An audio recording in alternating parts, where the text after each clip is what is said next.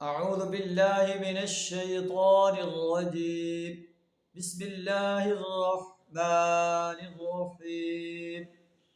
وربك الغفور ذو الرحمة لو يؤاخذهم بما كسبوا لعجل لهم العذاب بل لهم موعد لن يجدوا من دونه موئدا. صدق اللہ العظیم. سورہ الکہف آیت نمبر 58 آپ کے سامنے تلاوت کی ہے، جس کا ترجمہ کچھ اس طرح ہے: وَرَبُّكَ الْغَفُورُ ذُو الرَّحْمَةِ، آپ کا رب بڑا درگزر کرنے والا، رحم کرنے والا ہے۔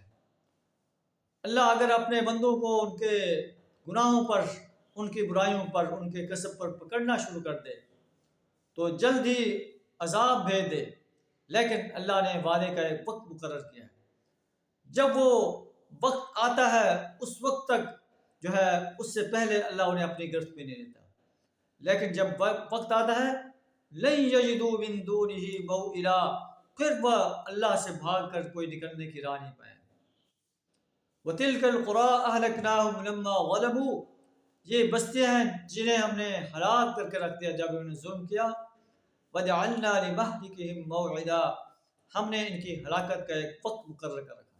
قوم سمود، قوم عاد، قوم لوط، قوم شعیب، یہ بستیاں قریش کے لوگ ان پر گزرتے رہتے تھے۔ اللہ ہمارا ہے کہ ان کو دیکھو کہ ان کا کیا انجام ہوا۔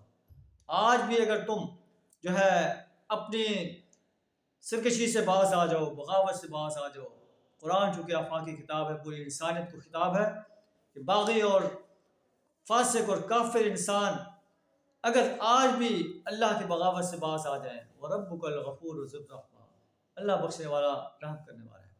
اللہ سے دعا کر ہمیں اپنے بخشش کی، اپنی رحمت کی آغوش میں لے لے، اپنی رحمت سے ہمارے گناہوں کو معاف کر دے، ہمیں قبر، حشر اور جہنم کے عذاب سے اپنی پناہ عطا فرمائے، جنت الفردوس میں اعلیٰ مقام عطا فرمائے۔ وآخر دعوانا الحمد للہ رب العالمین۔